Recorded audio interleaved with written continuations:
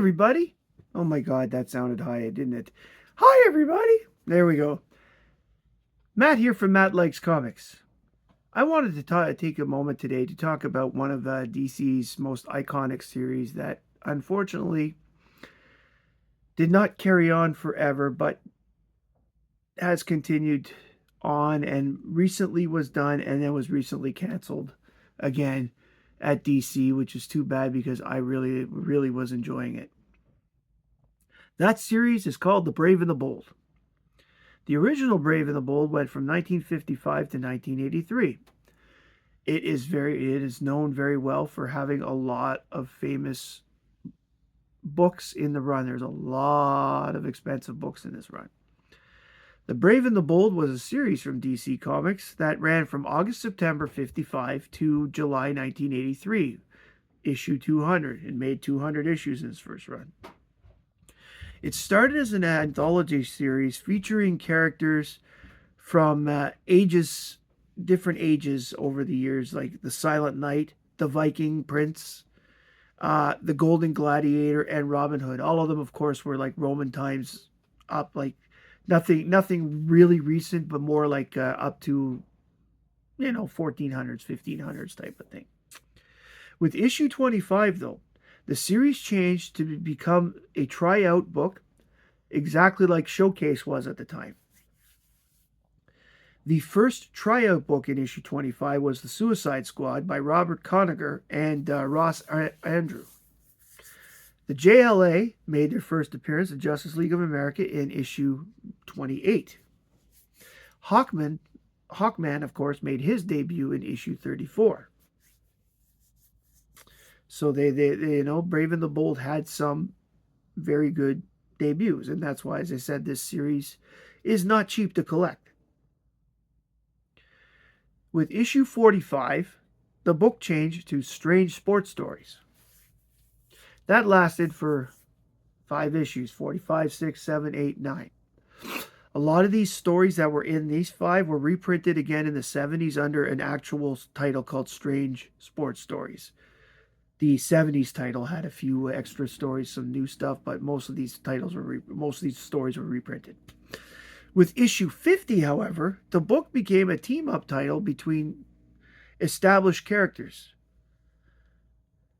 You had different meets. You had like Flash with the Martian Manhunter, etc., and that kind of stuff. Issue 54, another reason why this is such an expensive run, was the first teaming up that led to the Teen Titans in issue 60. In 54, you had Aqualad, Kid Flash, and Robin were the 3 people who teamed up. That became the prototype with the addition of Wonder Girl in number 60. Became the Teen Titans. Starting with issue 59, Batman began to be involved with these team-ups, and he was used sporadically during this period. But with issue 74, Batman became a permanent member of the team-up teams. It was always Batman and da-da-da-da, so on. Metamorpho made his first appearance in issue 57, and he was given issue 58 as well. So from 74 to 200, you got Batman and whoever. Bob Haney did the vast majority of the Brave and Bold stories once it became a team-up book, about 50, because Bob Haney, for example, was the writer who created the Teen Titans. However, there is a lot of jokes about the Brave and the Bold in the 70s especially that Bob Haney did not follow continuity, and there were a lot of like errors and stuff, so people just called it Earth Bob. Brave and Bold took place for the most part on Earth Bob. Whenever there was a story that made no sense, like Earth 2 Batman and Sergeant Rock, happened on Earth Bob. Starting with issue 98, Jim Aparo became the main artist of the title, replacing Neil Adams, who had updated and created Green Arrow's new costume with the beard and all that stuff with issue 85 of Brave and the Bold. See? Lots of keys. Issue 200, the final featured team-up, had Batman 1 and Batman 2, Batman of Earth 1 and Batman of Earth 2, and included the first appearance of Batman and the Outsiders. Jim Aparo moved on to Batman and the Outsiders with the cancellation of Brave and the Bold. What I find interesting about the Brave and the Bold final issue is that Batman 1 and Batman 2 never actually meet. It is the villain of the story that fights Batman 1, gets incarcerated, somehow crosses dimensions, and then fights Batman of Earth 2 to Earth 1. The older Batman to the newer Batman. So, I have brought a few issues that I'm going to do some quick showing from a couple of the eras. I have nothing from the pre-50 era. It's just so expensive. Even the books from 1 to 27 are not cheap. Brave and the Bold is a very popular series for collecting, especially in the Silver Age. So you can get a lot of the Brave and the Bold Bronze Age books in the dollar bin, but nothing before issue 100. You'll never find anything there. So let's start with issue 61. This is a team up between Starman and Black Canary. This is from August 1965. The cover is Murphy Anderson. The writer's Gardner Fox, and the interior art is Murphy Anderson. Starman's old nemesis, the Mist, is back to his evil ways. Using flowers from Dinah Lance's flower shop, secretly sprayed with a special chemical, he hypnotizes people to surrender their riches to him. Starman and Black Canary team up to bring an end to the Mist's nasty gains.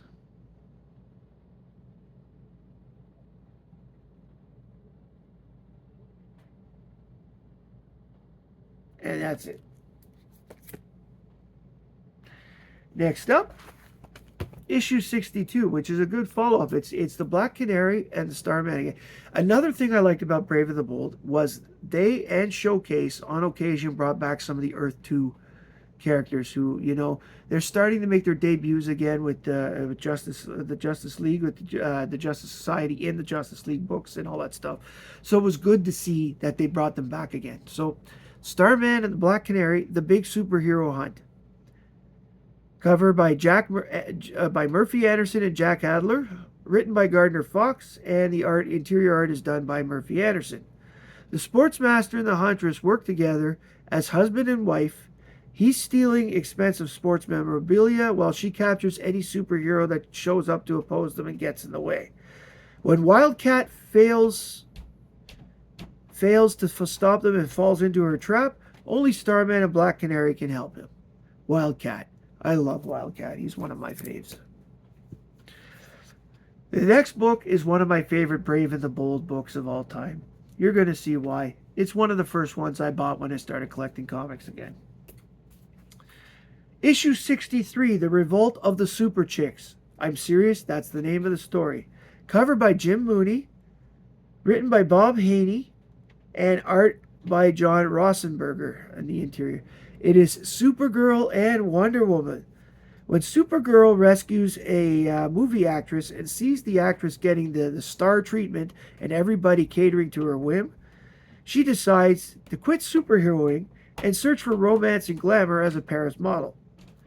Superman tries to, but can't convince her to come back to superheroing, so he asks Wonder Woman to go please talk to her. But when Wonder Woman tracks down Supergirl at the fashion show, she finds her with a new boyfriend by the name of Henri, and is soon pursued by herself by a guy by the name of André. Henri and André, the most common, two of the most common French names, after Jean. André is the Comte de Tours, or the Count of Tours. Both heroines go on vacation on the Isle of Love with their new beaux. Unfortunately for them, this isle is the home base of Multiface, a supervillain, and he can change his facial features at will, which is why he's called Multiface. Multiface attempts to destroy both heroines to save his operation, but Supergirl and Wonder Woman prevail, and then they both realize they cannot give up their superheroing careers. I love this book. It is 60s ridiculousness with a bit of, the super chicks, a bit of, the usual minor, oh my god, the word chauvinistics. Oh my god, I can't think some days. That was December 65, by the way. At this time, The Brave and the Bold was bi-monthly. But, and this goes over for a while. This is issue 104. This is called Second Chance for Dead Man. Cover by Nick Cardy. Written by Bob Haney and the interior artist Jim Aparo. When Batman stops a bunch of heavily armed crooks,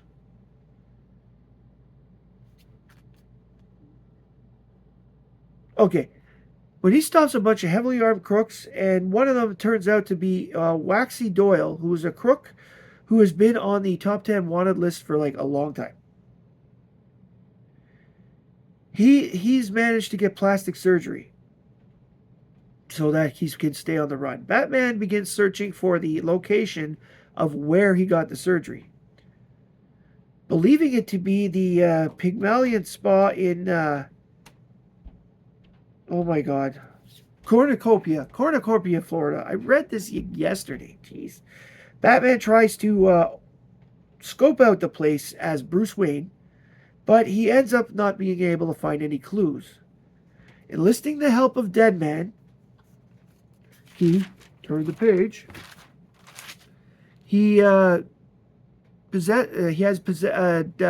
Deadman possessed one of the ringleaders to find the rest of the gang.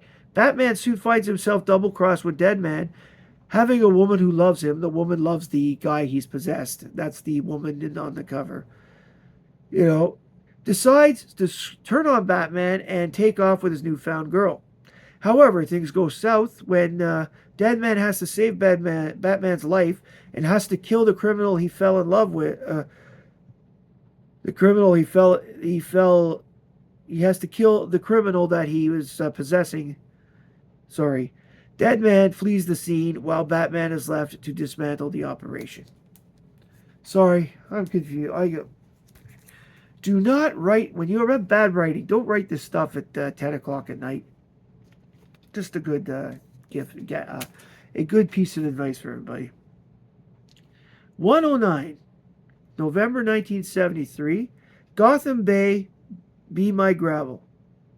Cover by Jim Aparo, written by Bob Haney, art by Jim Aparo. Now, this story is chock full of stuff. I'm not giving a full description because a full description of what's going on in this magazine would take 3 pages.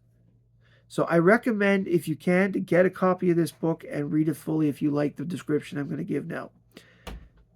At a construction site in Gotham, a monster suddenly appears and begins brutally attacking anyone in naval or nautical gear. In spite of Batman's best efforts to stop it, it escapes. Jason Blood is also intrigued by the bizarre murders. He overhears one of his friends, he's hanging with a bunch of his occult friends, being attacked by the Batman because the Batman thinks they're involved. He releases the demon to help his friends. The demon cannot defeat the creature, and it wasn't Batman attacking, sorry, it was the Burnt Man. The monster is attacking his friends, not Batman. He becomes the demon to help. The demon cannot defeat the creature, and Batman mistakenly captures the demon, thinking he's the one that's doing it all. But when he learns about Baron Blood and his friends, he accepts their help to stop the monster.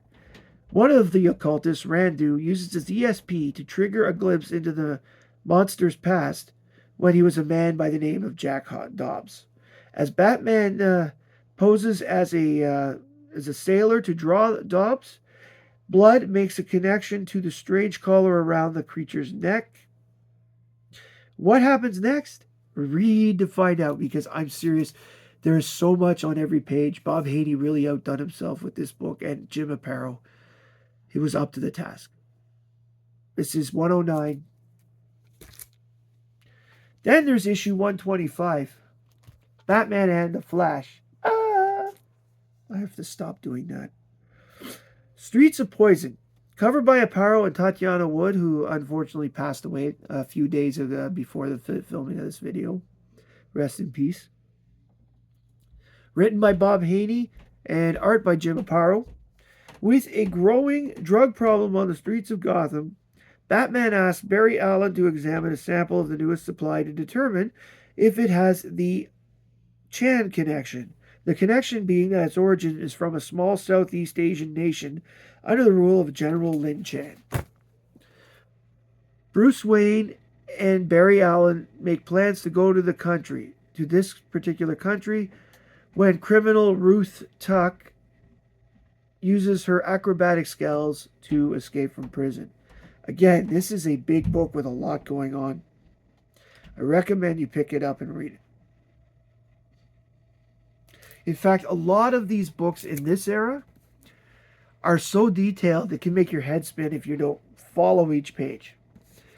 But to me, that is a plus about the series. And this may be why the second half of the series isn't as popular as the first, because some of the stories may feel a little long to you, but trust me, they're good. Get into them. You get into them, they're amazing. One of the things I did before I keep going was I bought a Brave and the Bold showcase thing, and I couldn't put it down until it was done. It was just bang, good story, good story, good story, good story. It's a very good run. Issue 128 from the bicentennial year. This is July 1976. Death by the Dunce. Covered by Jim Aparo and Tatiana Wood. Written by Bob Haney. Art by Jim Aparo. When the Shah of Kraken is coming to Gotham, he discusses oil deals. Gotham police or Batman are called out for security because the Shah is a target. While searching the area, Batman runs into Mr. Miracle, fresh back from New Genesis. The plan to smuggle the Shah with a decoy fails, and the Shah is kidnapped. The kidnapper leaves a note behind. Batman convinces Mr. Miracle to help him look, and again, this book has a lot to it. Big Barda ends up in the book as well. No, it's not Big Barda. Sorry, this is the evil person. This is the evil person in the story, and it's a really cool ending, and it's a real cool story that takes place in Egypt and part of it. So, and the pyramids and stuff. It's really cool. You really need to read the rest of it. Brave and the Bold 136. Legacy of the Doomed. Covered by Jim Aparo and Tatiana Wood. Written by Bob Haney. Art by Jim Aparo. This is September 1977, and this is the last book I'll be showing in this run. Bruce Wayne is removed from his position as the owner of the Wayne Foundation building by Ruby Wright and her humanoid henchman Jason. Ruby Wright is, I think she's introduced in this book, but she has a couple of appearances. He tries to break in to the building as Batman, but even with the help of the Metal Man, he can't seem to break in. Green Arrow helps by approaching Ruby as a millionaire pretending to want to do business. He manages to get her out of the office by convincing her to continue the excavation of the